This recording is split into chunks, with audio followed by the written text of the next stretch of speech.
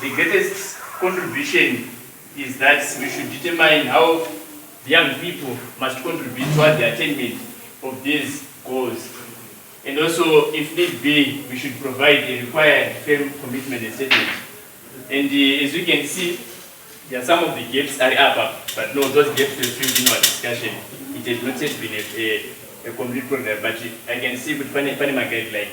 So our first gap that we realized is the inadequate implementation of the integrated solid waste management.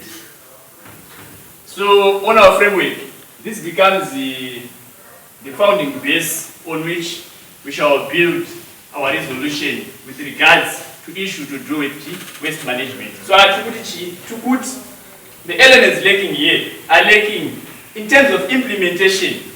Because remember here we have a policy framework that is already there, that we are using, just as our constitution is there. It's a document that gives us a preset guidelines of how we do function as a society. So here we already have a lot of documents. Remember yesterday we were led into this theoretical background from 1992, the Kyoto Protocol, the UNFCCC, to all these now adopted Paris Agreement. So the policy already exists, but what is lacking here is the implementation. And in this case, looking at waste, we have inadequate implementation of that integrated solid waste management. So what action should be taken? Here we highlighted resident associations as actors that can contribute to the awareness and to the implementation of this integrated solid waste management. And our role as the young people is that we need to gather stakeholders in our local areas. And when we gather stakeholders, we are going to get stakeholders from the local authority, stakeholders from the environment, stakeholders, if need be, from the parliament, those who reside within the relevant portfolio committees. And when we have these stakeholders, us as youth, we mobilize kuungana kwao. Saka tukwenda pabetu kana kukuuza kubva kwakwe. Twenda mbetu, totora councillor, totora MP, totora EMA. Everyone who is enlisted within that framework as a stakeholder, and our greatest stakeholder in this case is the resident, who is the citizen. So that we define our roles that we must play. Because we can say government, but and my duty evolution is coming, which means powers are going to be decentralized. So the participation of local communities is alluded in section 264 of the Devolution Act. Participation of communities. We are going to implement that much in terms of what? Waste management. So when we are having the local authority sitting here, the councillor Atatora his mandate in terms of local authority. Because in the current moment, the law stipulates one thing, but the action is deviating to another. Which means a lack of consensus. So at the moment we collaborate and say, Emma, please tell us, Emma will guide us into knowing. Jaka Mumira say, we give the mayor a chance. And as the mayor, you explain to us in our respective cities, which I know the position is A, B, C, D. Refuse collection against KTY. And residents, we also participate, but some of the times, as residents also, we don't pay our rates. So there is a matter of duties and responsibility here. In as much as the government has responsibilities, the citizens have duties. So this consensus or gathering of us, preferably in the post-COVID era, not just physically, within my walls, because every area in the community will. But in this era of COVID, we can host an online platform. So that is our source of action. It can be online, but preferably it must be physical. So the role of the young people is to mobilize. We are going to use our spheres of influence. My sister here works with the girl child. She's going to mobilize those from the girl. I work with residents. I will mobilize those from the residents. Those from the climate department, environmental department, they mobilize at community level. This is at what level? So full participation of citizens. So that is an action that we recommend, and you always take further inputs into it, for we see it as a proper solution. Going to number 2, we have lack of recycling. Okay. Lack of recycling and reuse of waste. Yeah, I think this is one of the key areas, which makes us which makes waste in itself a key component. Panenge pachava nyaya environment. Remember that I have over the major components. I think and waste is one of those major components. Why? Because it is also a resource. Because tine zvinhu zvatikushandisa to dispose in an inadequate and sustainable way when we can actually recycle that.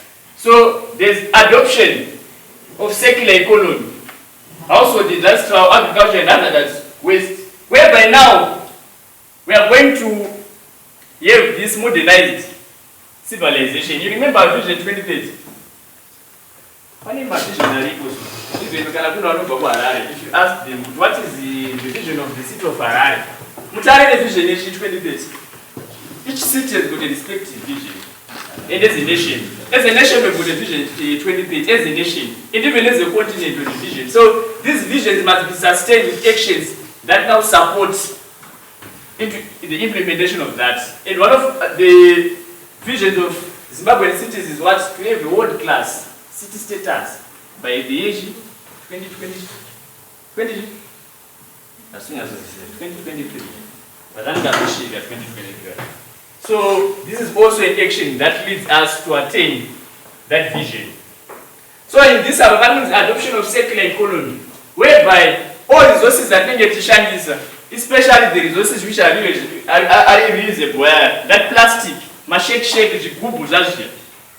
we now have a criteria where we no longer use one bin, for example, per household. Why? Because we need to select different wastes into different compartments for it to be reused in a productive manner. Saka, we are going into a system whereby patoto badama rense papa to discuss as a community kutikana type is a 10 cents per bin. Should we now pay 12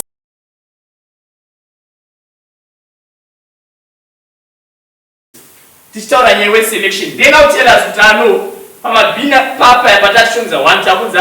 they can be even an improvisation. Yes, science, you never know. You can have one bin but in 3 compartments. Because we need to select maybe the other waste. But right now, this is going into one baggage, which is causing unsustainable disposition of waste. Mutare was one of the cleanest cities, but right now the status we can tell it's on decline. Harare was the sunshine city. Right now I don't know what it is. So those are some of the measures of us to retain and attain that vision of a world-class city status. And our contribution in terms of adoption of this circular was we are going to have the entrepreneurship avenue. This entrepreneurship avenue is more like how do we incentivize the waste management collection? So how are we going to collect waste and make it profitable that we are collecting waste? I think yes, we have said this entrepreneurship avenue, but it's not for us here to properly define, because I believe there are different models that can be used by different communities. I can give you certain examples. There are waste selection centers in Zimbabwe right now in different communities whereby they collect waste, and that waste they want to collect, they later produce that waste to these companies and that for recycling. If you go to the bottling companies, the plastic where they come and collect, and for a certain amount, they give you a fee. So Panabata generate awareness. At the same time, we've created a voluntary work which could be subject to salary, which means that of this one by inactivity of youth. Young people because of lack of activity. So that is also a solution in terms of us creating an incentive through waste management. When we coordinate ourselves as a community and put youth to their role, we can actually incentivize and make sure that we earn from the waste we dispose. And yes, we highlighted the two there being a waste separation center. So we need to liaise with both government and local authority because we need space and land. 2 minutes left. We need space and land where to do our action. So I will just conclude with the last. Yes, the last contribution was addressing the inadequacy on awareness on raising proper integrated waste management. Yeah, this is all about awareness. And we've seen that there's lack of information in our areas. Even us as academia, even us as civil society, even us as youth, as young people, we're expected to be the intellectual hub of our communities. But in terms of climate, Inini as an individual have learned a lot from this summit. And there are a lot of things that I was expected to know that I didn't even know, but I have to appreciate the lack of that knowledge. So if the academia at times lacks certain knowledge, what about those people back in our communities who are not as invested with these platforms, who are not given these opportunities?